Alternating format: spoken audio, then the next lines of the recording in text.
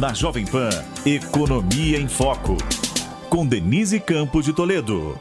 E começamos mais uma Economia em Foco, que hoje vai discutir as perspectivas para o setor imobiliário, os recordes de lançamentos e de vendas que vêm sendo registrados e recordes também de financiamento. E vamos discutir as condições para quem pretende adquirir imóvel, as mudanças que ocorreram aí no perfil dos compradores, em função até da pandemia, que trouxe mudanças também para o setor imobiliário. E para discutir todos esses temas, nós contamos com a participação do Odair Serra, que é presidente do Sinduscom, o Sindicato da Construção, o José Augusto Viana Neto, que é presidente do Cresce São Paulo, o Conselho Regional de Corretores de Imóveis de São Paulo, e o Felipe Pontual, que é diretor executivo da ABCIP, Associação das Empresas de Crédito Imobiliário e Poupança. Eu lembro que você pode nos acompanhar pelas redes da Jovem Pan News, pode nos acessar pelo YouTube e também acompanhar em vídeo pelo Panflix, que é o aplicativo da Pan.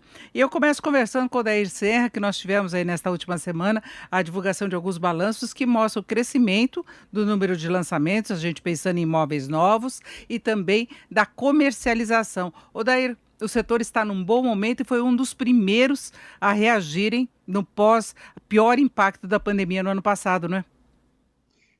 Olá a todos. Realmente, o mercado imobiliário ele sofreu um pouquinho no começo da pandemia, como todos os segmentos, mas comparados com os 5 primeiros meses de 2020, com os 5 primeiros meses de 2021, teve um crescimento de vendas de mais de 100%.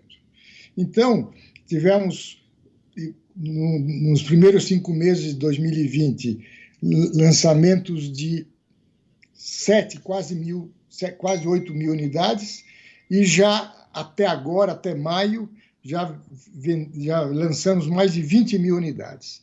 Então, mostra realmente que o setor está aquecido e, evidentemente, muito apoiado pelo crédito imobiliário, que é uma ferramenta imprescindível para a produção e para o consumidor. Agora, antes de falarmos sobre crédito imobiliário, que o Felipe Pontual vai trazer um balanço para a gente, eu gostaria de falar com o Zé Augusto Viana Neto, que é presidente do Cresce São Paulo, a respeito da comercialização em geral, porque o Odair estava falando dos imóveis novos que estão sendo construídos, dos lançamentos. Agora tem uma comercialização também do imóvel usado, não é, Viana? Sem dúvida, e é uma grande comercialização que está extremamente aquecida no momento. Já há cerca de um ano, né, nós registramos aí um aumento significativo. E vale lembrar que o imóvel usado, ele é constante no mercado, né? As pessoas estão sempre precisando de um imóvel maior ou quer dispor do maior para passar para um menor e comprar um outro igualmente pequeno para obter renda com locação. Então, é um segmento sempre muito aquecido. E nesses últimos meses, foi impressionante o crescimento que tivemos, não só aqui no estado de São Paulo, como demonstram as pesquisas que o Cresce faz mensalmente, mas como notícias que temos recebidos aí de outros Cresce em todo o território nacional. E agora vamos falar com o Felipe Pontual, que é diretor executivo da ABCIP, a respeito de financiamento, que a gente sabe que um dos fatores que impulsionaram essa aquisição maior de imóveis, o aquecimento do setor, foi o crédito mais barato, né? Nós tivemos a taxa básica de juros testando no ano passado o piso histórico de 2%, isso teve reflexo sobre as taxas cobradas nas instituições financeiras. Agora, Felipe, eu já queria te questionar se a elevação da taxa básica de juros projetada até o final deste ano pode trazer alguma mudança nesse cenário aí de oferta maior de crédito, que os financiamentos também têm batido recorde, e a questão do custo. Vamos lá, Denise, Odair, Viana, prazer estar com vocês. Olha, a gente imagina que não deve ter um impacto ainda muito grande. A taxa de juros está historicamente no valor realmente muito, muito baixo, nunca esteve tão baixa, e certamente isso foi um impulsionador muito grande do crescimento do crédito imobiliário no ano passado e nesse ano, como enfim, a gente vai até depois detalhar um pouco mais. Mas daqui para frente, se subir um pouquinho, a gente ainda assim ficará muito abaixo dos picos históricos de alguns anos atrás, onde ela chegou a bater, com todas as taxas incluídas, o custo total perto de 11%. Então, acho que tem a chance de ir bastante bem. Alguns anos atrás, há pouco tempo atrás, a Selic, acho que foi em 2014, que a gente bateu o recorde de financiamento imobiliário, na época, o recorde lá da época foi de 124 bilhões de reais. E naquele instante a Selic estava mais alta do que está hoje. Então, mesmo que o subido da Selic venha a trazer algum aumento dos juros para o financiamento habitacional, a gente não vê um impacto muito grande no mercado nesse momento, não. Agora, Felipe, nós tivemos o lançamento de algumas modalidades diferentes de financiamento, né? Atrelada à inflação, tem a questão da poupança, de fundo de garantia. Como é que você vê as perspectivas nesse sentido em relação às condições de oferta? E aí eu queria fazer uma diferenciação também do financiamento do imóvel novo e do imóvel usado. Olha, vamos lá. Começando pelo final, não há muita diferenciação. Tá? Hoje, por exemplo, em 2020, 66% dos financiamentos foram de usados. Então, o usado, historicamente, fica acima, o financiamento do usado é historicamente maior do que o de novos. Houve um período aí, na recessão e pós-recessão, em que, por conta justamente da recessão de 2015, 2016 e 2017 também, né? As pessoas param de comprar imóveis usados, porque aí é uma opção dela, comprar ou não comprar normalmente, e isso fica-se, o novo passa a ter uma percentual maior de financiamento do que o usado, porque aí são pessoas que estão comprando o novo, o repasse acontece no momento 3 anos após o início da construção. Desculpa, vou explicar para ficar mais claro. A decisão de compra daquele imóvel novo foi feita 3 anos antes, normalmente, do momento em que o financiamento habitacional para aquele comprador acontece. Então, no momento de recessão, as pessoas os imóveis que foram entregues, os novos imóveis entregues durante a recessão, as pessoas foram e a maioria continuou comprando de qualquer maneira. E aí caiu um pouco o financiamento do usado. Porém, nesse momento a gente voltou, digamos assim, entre aspas, normalidade, em que o usado representa uma parte mais importante. Agora, eu falei aqui, esqueci da outra parte da sua pergunta, a primeira parte era As várias modalidades em relação sim, vinculada à inflação, que teve até essa novidade, e a inflação subiu muito, né? Olha, mas ainda não impactou tanto, viu? As modalidades são muito... Quer dizer, essa variedade de modalidade é muito importante, porque ela ajuda diferentes interesses e tipos de compradores, né? Por exemplo, tem uma modalidade que é a mais recente, que é a poupança, que o reajuste é feito pela poupança. Então, esse vai ter um teto natural por volta de 10 e 14 ao ano. Mas ainda está muito baixo. Até chegar lá, talvez o juro teria que subir muito ainda. A Selic que comanda o valor da poupança, o valor da remuneração da poupança. Mesmo quem fez atrelado ao IPCA, ainda está num momento muito confortável. O IPCA, enfim, nesse instante agora, o 12 meses está um pouco desconfortável, mas ele sempre tem a oportunidade de fazer uma portabilidade, de mudar, de fazer uma troca de indexador lá no banco onde ele financiou, ou mesmo portar para um outro banco com outro indexador, se ele quiser. Né? Mas a verdade é que a diversidade de índices e de formas de financiamento, eu acho que fomenta ainda mais o crédito imobiliário, porque faz caber em bolsos diferentes e em necessidades diferentes dos clientes. E agora eu queria falar de um outro problema que pode dificultar aí os planos dos consumidores, que é o aumento de preços. O setor da construção está enfrentando problemas aí em relação a preços, em relação à escassez de materiais, a questão do aço, já houve problemas também em relação a outros insumos. Eu queria saber como é que está a situação hoje e o que isso vem acarretando em termos de aumento de preços do imóvel em construção e do que o consumidor vai encontrar disponível. Denise, realmente, desde julho de 2020, a gente vem sentindo uma tendência muito forte de subidas de preços, muito pelo auxílio emergencial que criou o consumo formiguinha. Evidentemente, a pandemia, deixando o pessoal em casa, motivou a pequenas reformas, e esse mercado, naturalmente, ele é muito grande. O consumo de barras de ferros, de sacos de cimentos e pequenos materiais nesse mundo de lojas de materiais de construção por esse Brasil afora é muito grande.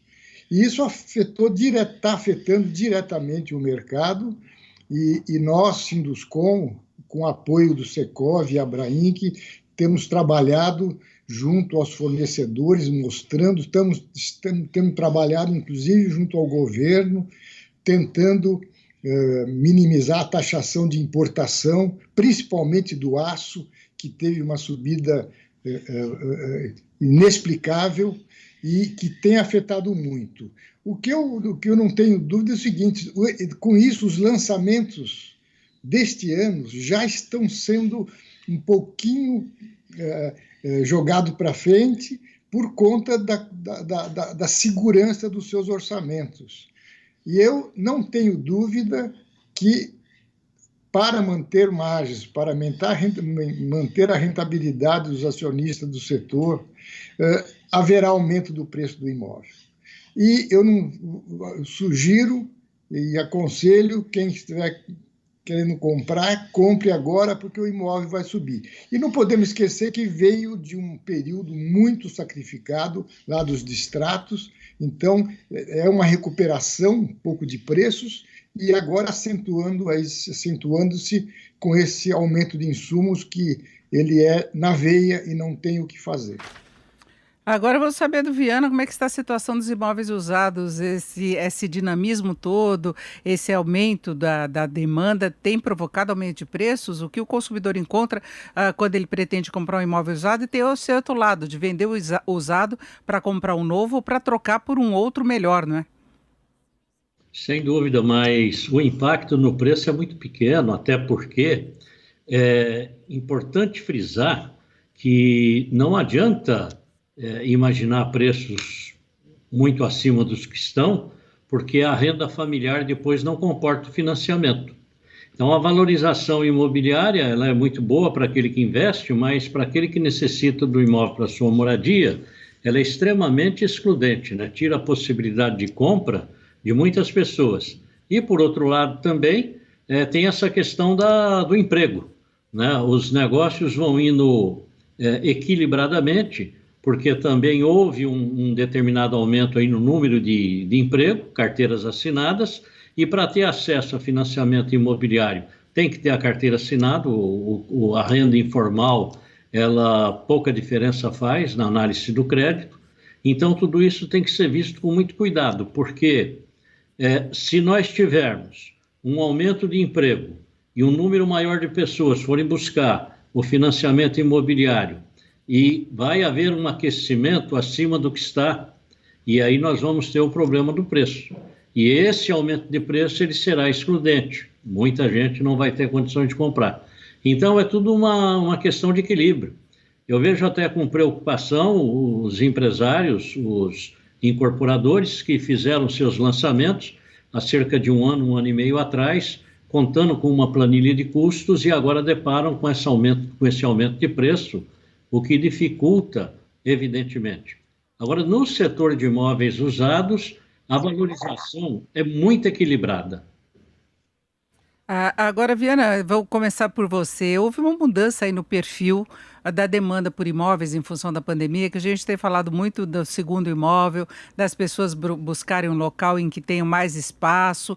Isso acontece mesmo na cidade, as pessoas antes estavam optando por locais menores para ter um custo menor, muitas vezes imóvel sem garagem, porque não tinha essa preocupação com o carro, de repente transporte público virou um problema. Eu queria saber como é que você sentiu isso em relação à demanda. Muito forte, porque o que mais aconteceu, Denise, foi a procura por imóveis em cidades satélites de sede de regiões metropolitanas. Aqui no interior do estado de São Paulo, isso daí foi muito significativo. Aqueles condomínios horizontais, loteamentos fechados, casas térreas, houve uma procura muito grande. As pessoas que saíram da capital, ou então dessas cidades maiores do interior, e procuraram nas cidades menores um pouco mais de tranquilidade. E preço, né? Eu cito um exemplo, eu sou do litoral, Praia Grande, que tem preço de metro quadrado muito abaixo do preço do metro quadrado em Santos, houve, evidentemente, um aumento grande de procura em Praia Grande, enquanto que Santos, os preços ficam difíceis, porque um apartamento lá, a pessoa morando num apartamento de 2 dormitórios em Santos, ele vende aquele apartamento lá, compra um na Praia Grande com 3, 4 dormitórios. Ou então ele aluga aquele apartamento lá e aluga outro na Praia Grande. E isso aconteceu demais na periferia desses centros, em cidades-sedes de região metropolitana e cidades-sedes de agrupamentos de municípios. Então, realmente foi um fenômeno, isso mudou a característica do cliente, e muitas pessoas hoje já imaginam não mais retornar ao trabalho presencial, fixar no home office, que acabou coincidindo de muitas questões darem certo. E aí, evidente, o casal precisa de espaço para gabinete de trabalho, as crianças necessitando de espaço para a teleaula. E isto realmente fez uma diferença muito grande e, ao que percebo, deverá mudar aí o comportamento das pessoas. Agora, nas capitais e cidades maiores, essa mudança é mais complicada, quando a pessoa quer mais espaço no imóvel, porque tem muita diferença de preço, né? Olha, eu digo o seguinte, todas as vezes que há uma movimentação como essa, o Cresce mantém uma pesquisa já há mais de 30 anos, e nessa pesquisa de compra e locação, compra, venda, locação, percebe-se muito bem esses movimentos de retirada das pessoas dos principais centros para a periferia, quando das alterações aí de economia, juro, e em determinado momento essas pessoas retornando. Agora, eu acredito que os imóveis mais antigos passam a valorizar um pouco mais nesse momento, em razão da metragem quadrada ser maior, né? E o preço do metro quadrado do imóvel mais antigo, é evidente que é mais barato. Então, este tipo de movimento, ele está presente no momento, muito presente. Evete, eu gostaria de saber do Odair, como é que o setor da construção está se ajustando nos lançamentos em relação a essas mudanças no perfil da demanda?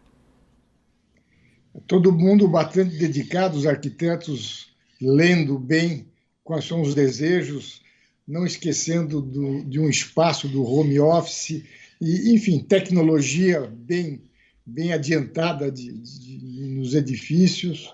Enfim, é uma alteração importante, sim, que nós estamos bastante atentos. Eu queria fazer uma observação, Denise, que eu julgo importante em termos sociais.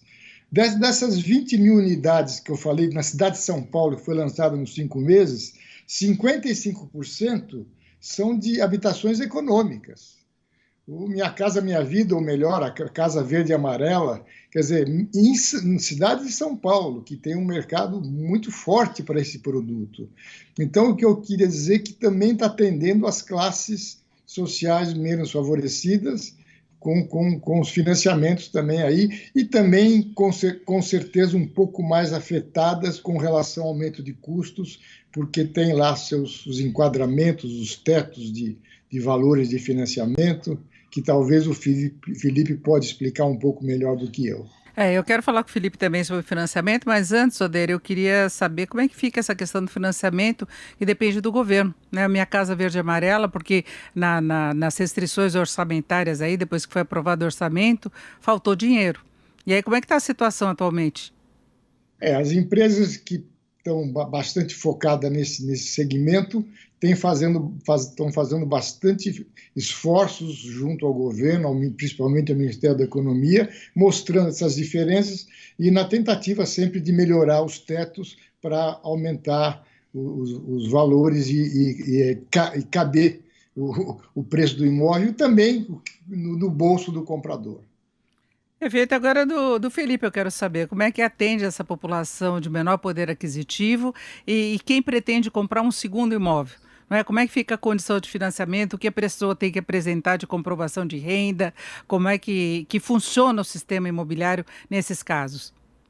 No Minha Casa Verde e Amarela, o Minha Casa Minha Vida, é um programa muito bem estruturado, né? Então tem as faixas de rendas bem definidas. Se não me engano, são 2 faixas principais, Na verdade, são 3 faixas. Tem uma que é um imóvel 100% subsidiado para aqueles que realmente não têm renda para comprar, não têm renda para comprar imóvel, que aí depende do orçamento da União 100%, né, e de fundos que vêm do orçamento. Aí tem faixas que a gente pode chamar que começa a ter faixas de mercado. Então, uma que vai de famílias com renda até R$2.000 e mais um próximo faixa de famílias que vão de R$2.000 a R$4.000 de renda. Nesse de 2.000, de famílias com renda de até 2.000, tem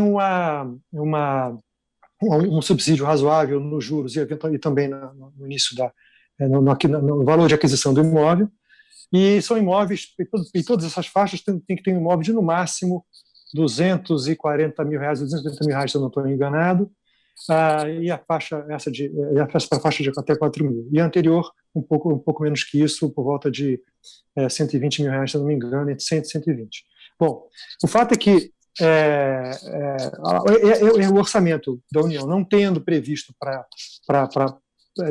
mais dinheiro para esse grupo, ao médio prazo vai afetar sim. Então, hoje depende-se basicamente da faixa de renda maior, que vai até 4 mil, em que você tem menos subsídio, e aí esse subsídio vem do FGTS.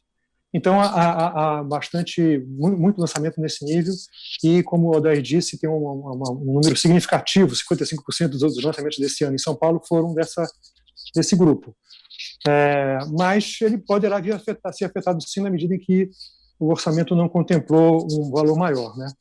Isso foi uma pena que enfim, o Congresso não chegou a uma conclusão de deixar um pouco mais para isso e menos para outras coisas que foram feitas como emendas parlamentares, por exemplo.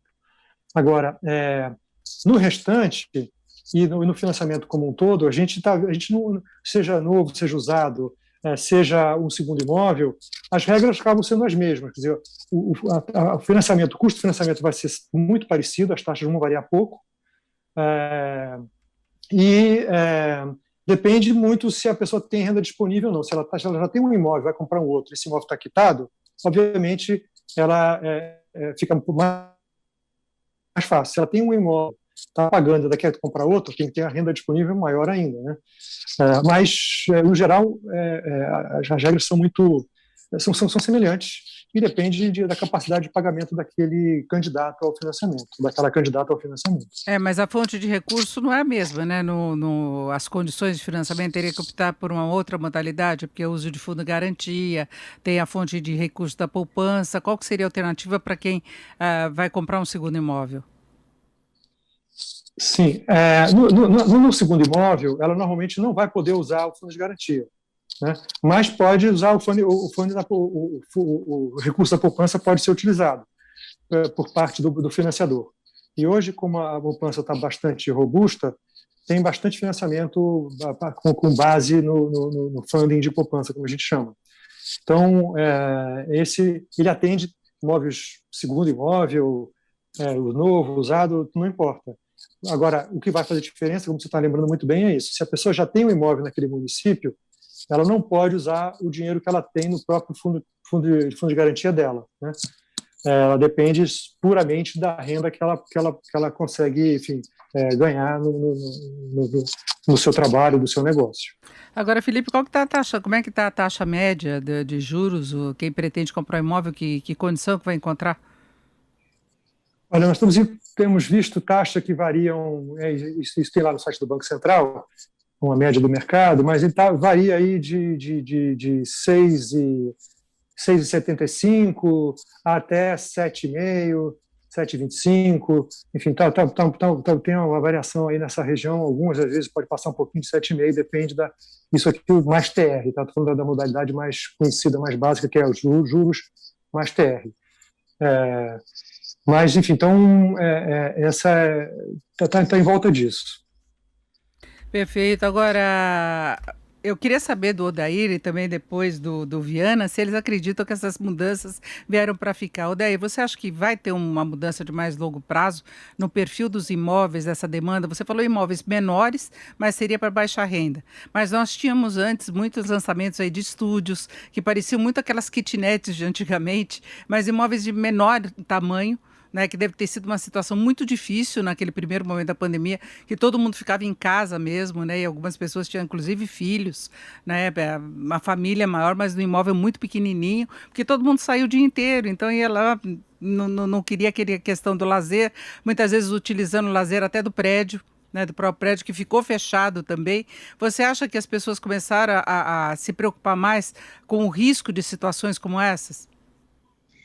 Olha aí, em primeiro lugar, a gente tem que lembrar que os imóveis pequenos, eles são muito fruto da lei do zoneamento de 2014 e 2016, o uso e ocupação do solo, que para estimular os eixos estruturantes que têm mobilidade,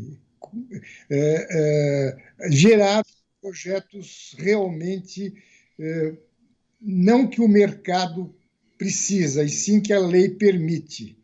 E existe agora, em 2021, uma revisão legal de lei do plano diretor, onde estamos fazendo diagnóstico para mudar um pouco isso, adensar os eixos onde tem transporte urbano, mas permitir que se faça apartamentos com dimensões que as famílias possam se acomodar melhor e não precisam ir para a periferia para ter um apartamento maior e criar exatamente uma mobilidade desnecessária, um desconforto desnecessário.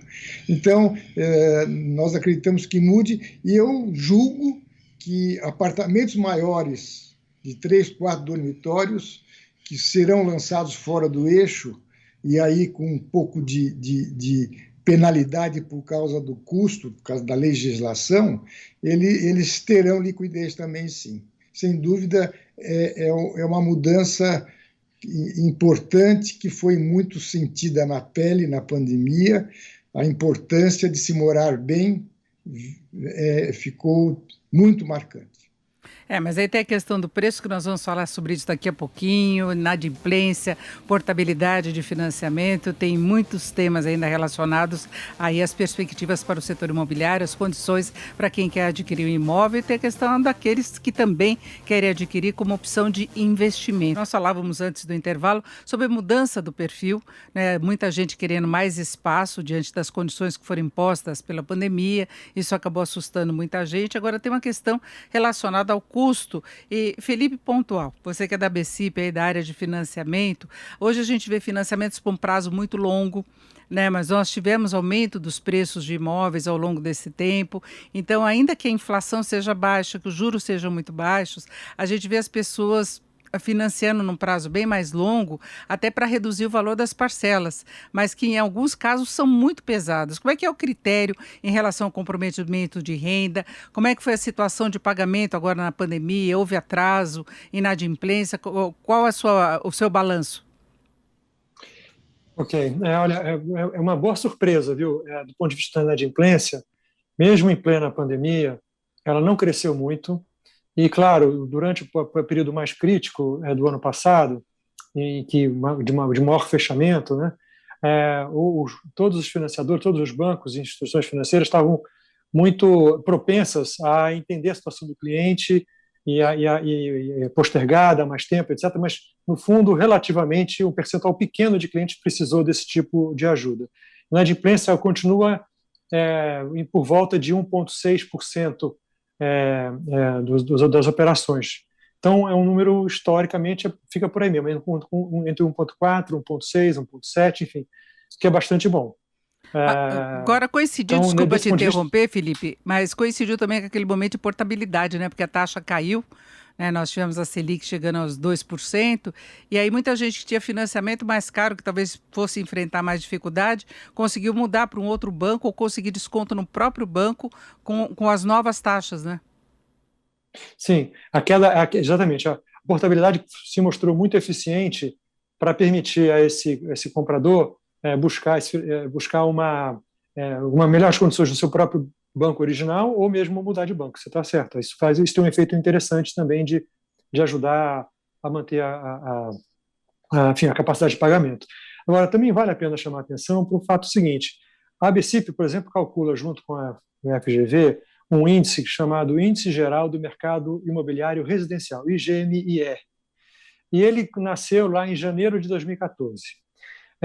Então, se a gente pegar a série histórica toda, de janeiro de 2014 até hoje, em termos reais, ou seja, descontada a inflação, o valor do índice nacional continua abaixo da inflação ainda, não recuperou completamente, e mesmo na cidade de São Paulo, onde a recuperação de preço foi mais acelerada que no resto do Brasil, você ainda está abaixo do que os preços estavam em média no ano de 2014.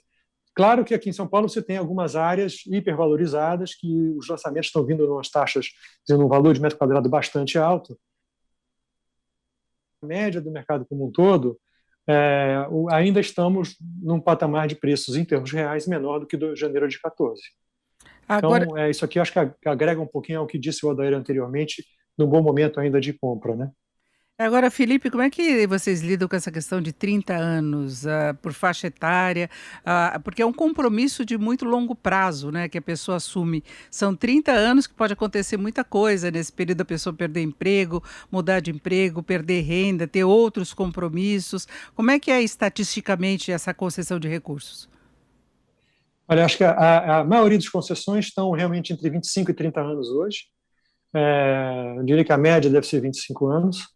Mas a verdade é que, como no Brasil a gente acaba usando o sistema de amortização constante, a chamada tabela SAC, há uma amortização relativamente rápida. Então, o prazo médio dos contratos termina sendo, na prática, algo como 12 anos, um pouquinho mais às vezes, e muita gente realmente vai buscar qualquer dinheiro extra que ele consiga fazer, que a pessoa consiga fazer, a família, seja de 13º, seja de algum bônus, não sei, qualquer coisa que ela achar, que ela começa a acelerar os pagamentos para encerrar antes. Então, a maioria dos bancos relatam que os contratos são encerrados com 10 anos, com 11 anos, o pessoal encerra mesmo o contrato que era originalmente de 25 ou 30 anos. A pessoa pode usar o fundo de garantia também, se for comprar com o fundo de garantia, não é?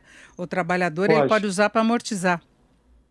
Sim, pode usar, exatamente, ele pode usar inicialmente para começar o pagamento, então já reduz um pouco o valor a ser financiado, e ao longo do tempo, acho que se eu não me engano, a cada 2 ou 3 anos, o dinheiro que tiver lá no fundo de novo, ele pode voltar a usar para abater do fundo, né?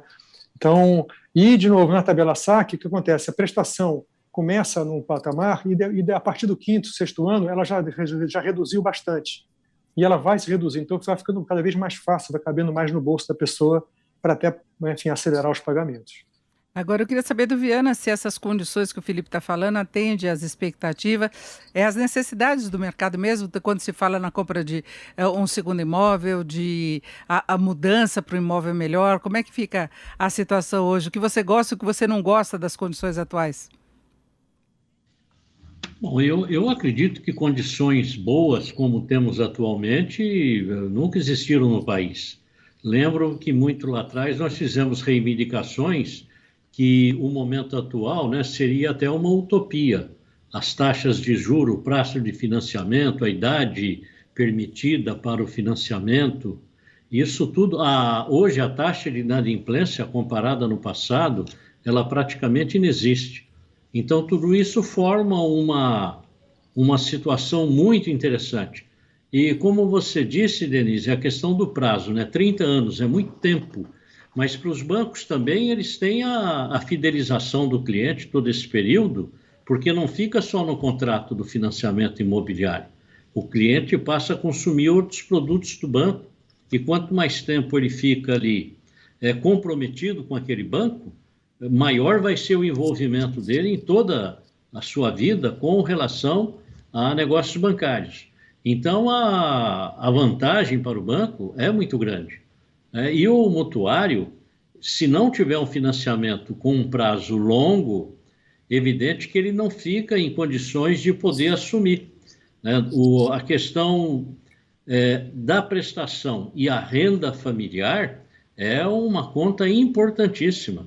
Qualquer mexida que se dá nesse aspecto, você tira a possibilidade de compra de muitas pessoas.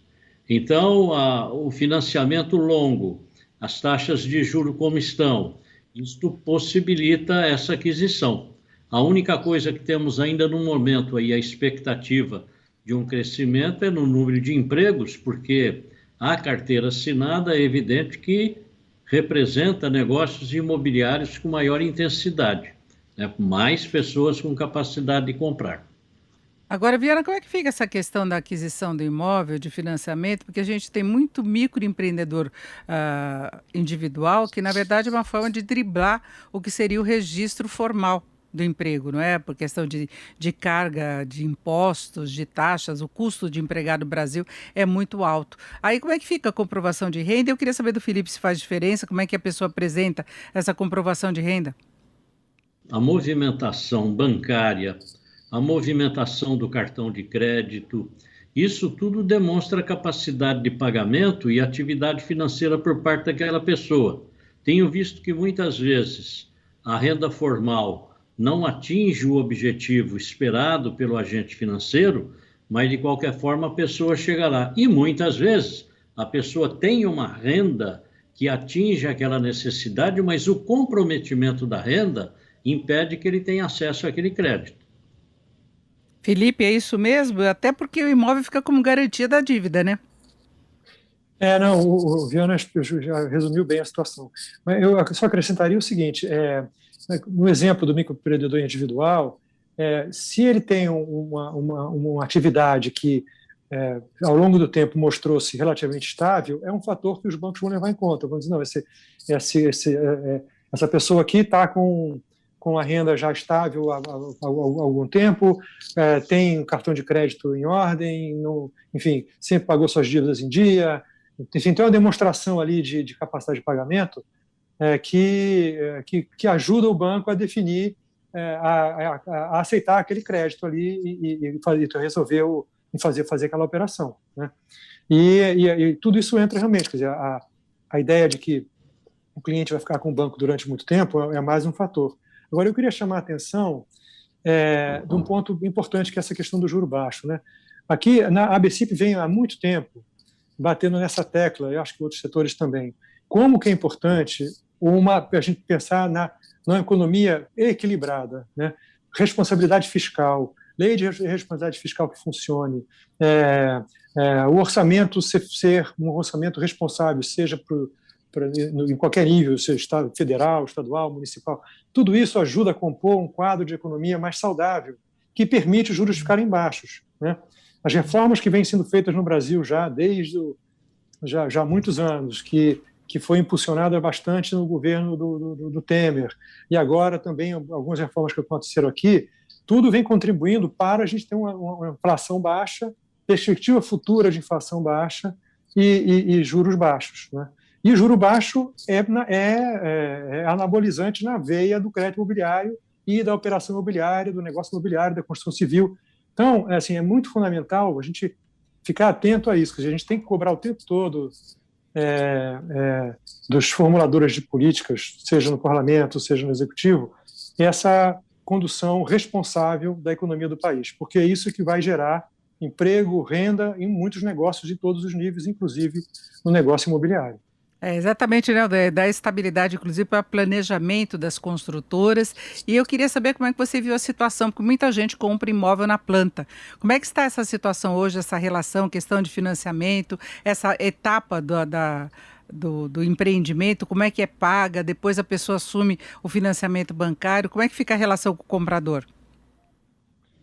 Normalmente, fora do programa Minha Casa Minha Vida, a maioria das compras na planta é um negócio dessa pessoa compradora com a incorporadora daquele imóvel, né?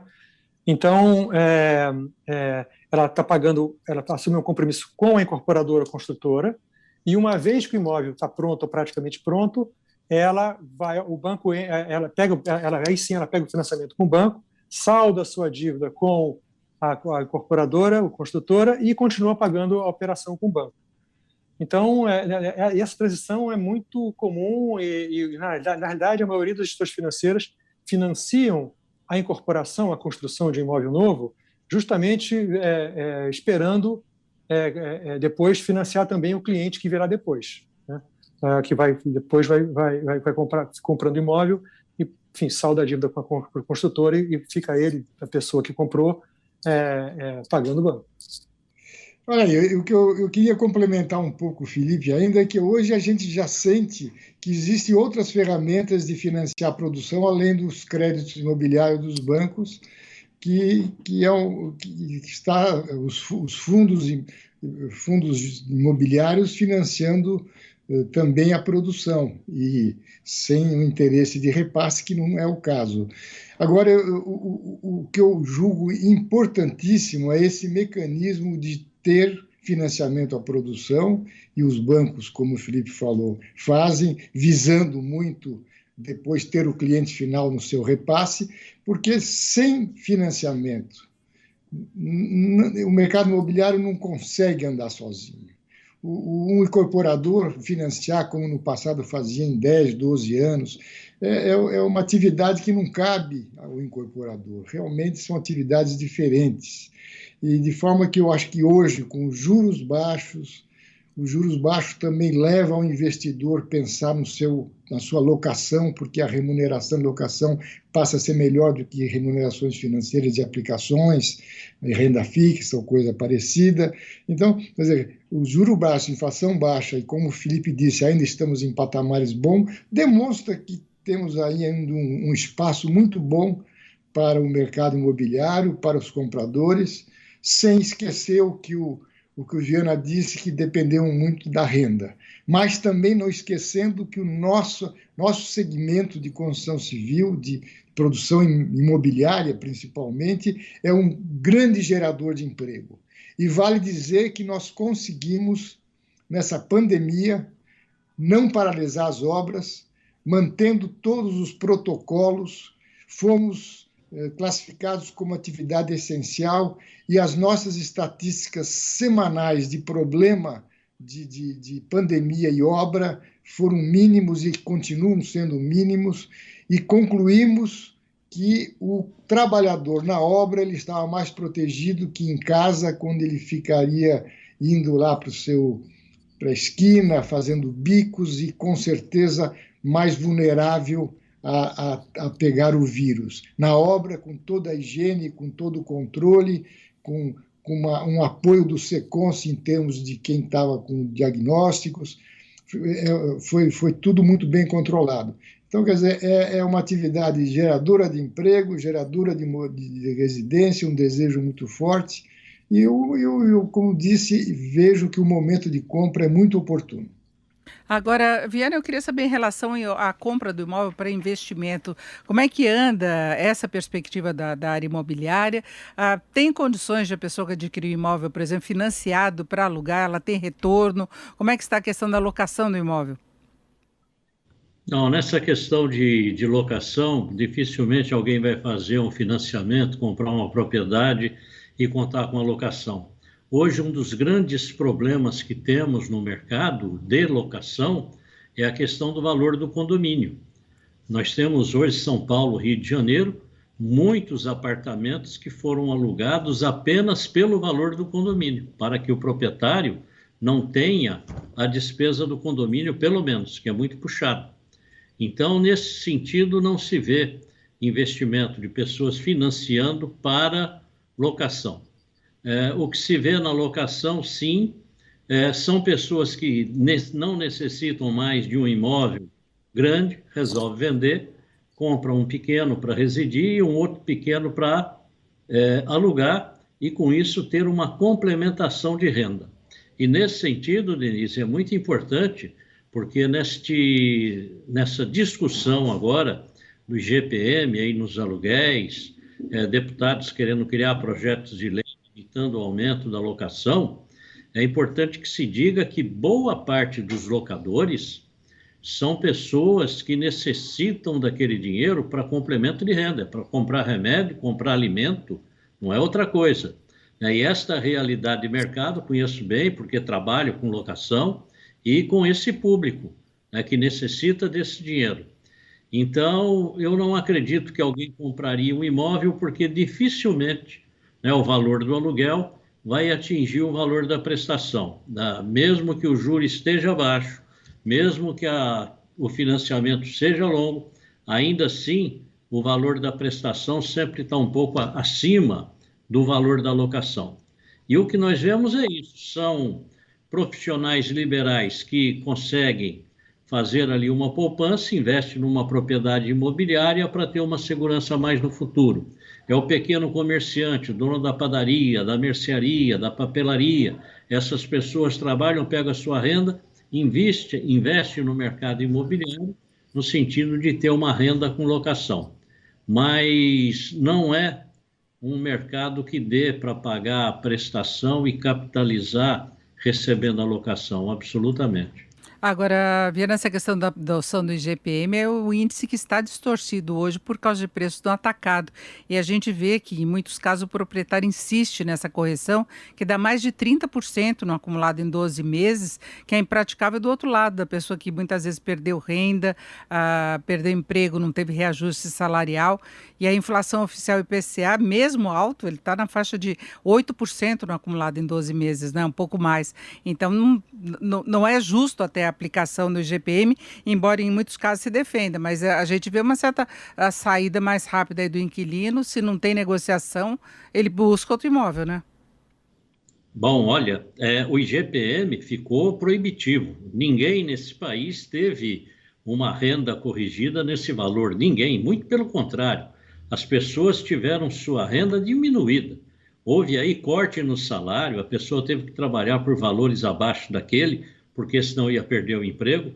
O comerciante não pôde abrir o seu comércio, né? O dono do restaurante não abriu o restaurante. Ninguém pôde trabalhar. Então, todos tiveram a renda para baixo. Ninguém teve renda aumentando.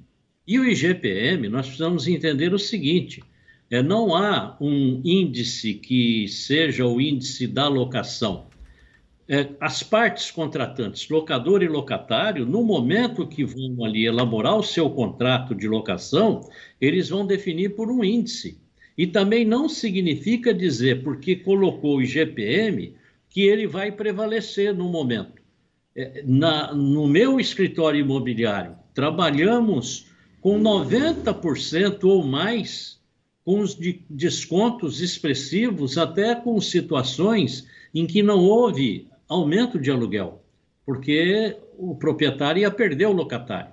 E perder o locatário dentro de uma situação incerta como essa, no que diz respeito à pandemia, é um problema muito sério.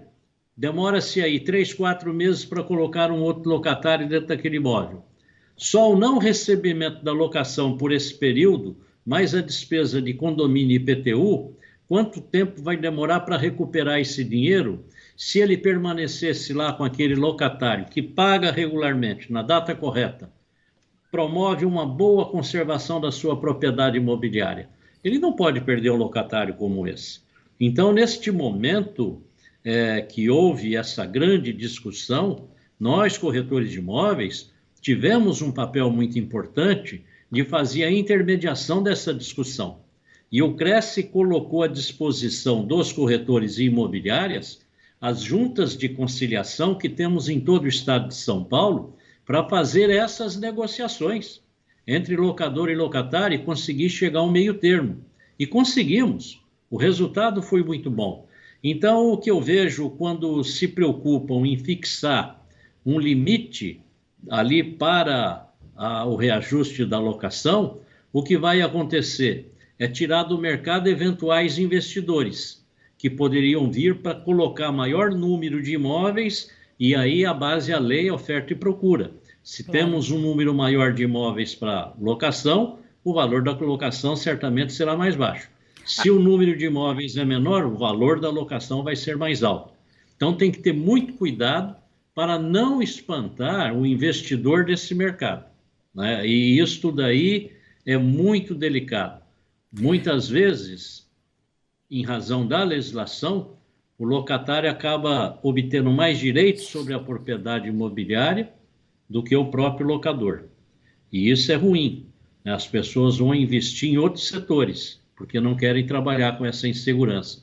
Então, é tudo uma questão de equilíbrio, né? Nós temos que conversar, colocar o índice que for adequado para as partes, e se houver um desequilíbrio, como houve no caso do IGPM, O próprio Código Civil brasileiro dá garantia às partes de se socorrer no judiciário para restabelecer o equilíbrio inicial do contrato, né? Isso daí é lei, né? Nós temos que obedecer. Uhum. É isso. Agora, Felipe, teve momentos em que até o crédito imobiliário tinha correção pelo IGPM, né?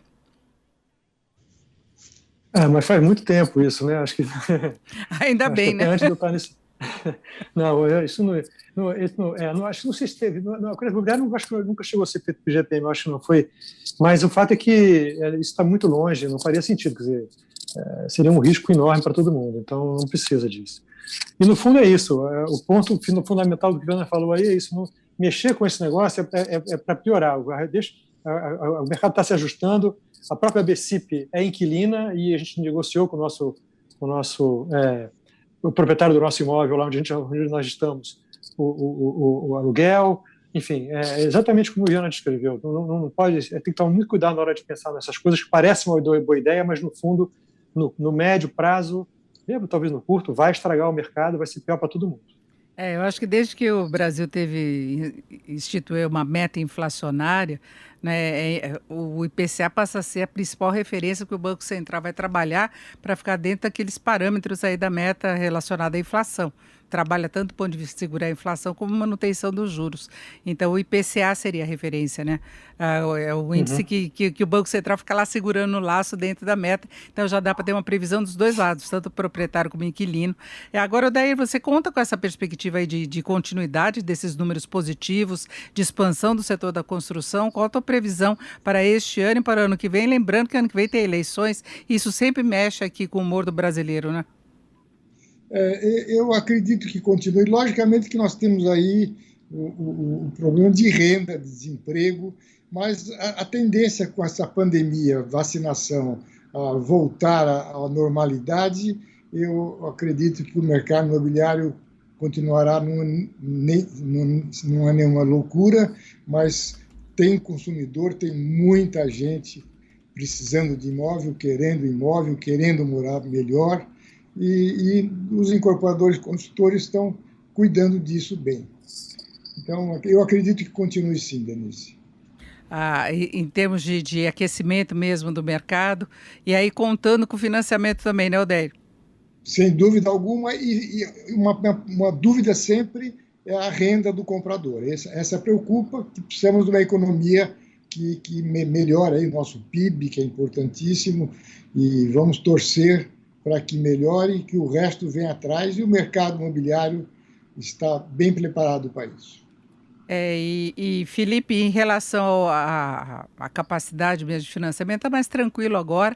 Houve momentos de preocupação com a poupança, e no final das contas, no ano passado, mesmo com um ganho negativo, a poupança captou muito dinheiro, não é? Tem a preocupação do fundo de garantia ainda? Como é que ficou essa situação? Olha, não, a poupança realmente está muito tranquila, e eu acho que o importante aqui, eu volto a falar da questão da inflação, dos juros e da macroeconomia equilibrada. Se tiver equilibrado, o juro estiver baixo, ao longo do tempo, outras fontes de financiamento também passam a funcionar, como o Odair lembrou antes. Quer dizer, nesse mercado, como a gente está nessa economia, pelo menos até o juro onde estão nesse momento, você tem fundo de investimento imobiliário, você tem certificado de recebível imobiliário, são várias possibilidades de se financiar a construção.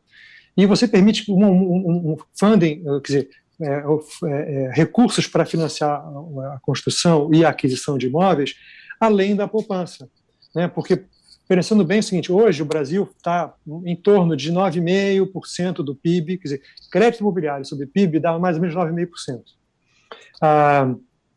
O Chile são 22%, crédito imobiliário sobre PIB. A Inglaterra, que é um país pronto, são 65%. Então, assim, a gente tem tudo para estar em 15%, 20% do PIB de crédito imobiliário sobre PIB. E isso não vai ser feito só com poupança. A gente precisa de uma economia super equilibrada, da renda crescendo como um todo para a população, emprego, etc., como foi dito aqui pelos colegas do programa, e com juro baixo. E aí a gente não depende só da poupança, várias outras fontes vão vir financiar os imóveis, né? E a gente, de qualquer maneira, para esse ano nós estamos muito otimistas. A gente acha que vamos terminar o ano com 166 bilhões de reais de financiamento imobiliário, quando nós terminamos o ano passado com 124, E o ano de 2019, nós terminamos com 79. Então, são crescimentos expressivos de um ano para o outro, mesmo no meio de uma pandemia. Isso é bom, significa mais atividade, mais emprego, o setor da construção tem um papel relevante, né? E toda a cadeia envolvida, né, de material de construção, de quem comercializa, das imobiliárias, das corretoras, toda a cadeia envolvida e as instituições financeiras, que também tem uma parcela importante aí dos ativos relacionados ao setor imobiliário. Nós vamos fechando por aqui o Economia em Foco de hoje, que discutiu as perspectivas para o setor imobiliário, as condições para a aquisição de um imóvel, como tem sido o gerenciamento de toda a situação relacionada à pandemia. Eu agradeço muito a participação do Odair Senra, que é presidente do Sinduscom, o Sindicato da Construção, o José Augusto Viana Neto, que é presidente do Cresce São Paulo, Conselho Regional dos Corretores de Imóveis, e o Felipe Pontual, que é diretor executivo da ABCIP, Associação das Empresas de Crédito Imobiliário e Poupança. Eu agradeço muito a participação dos três e eu agradeço a participação de você que esteve com a gente até agora. Muito obrigada pela audiência, obrigada pela companhia. Bom final de semana. Na Jovem Pan, Economia em Foco, com Denise Campos de Toledo.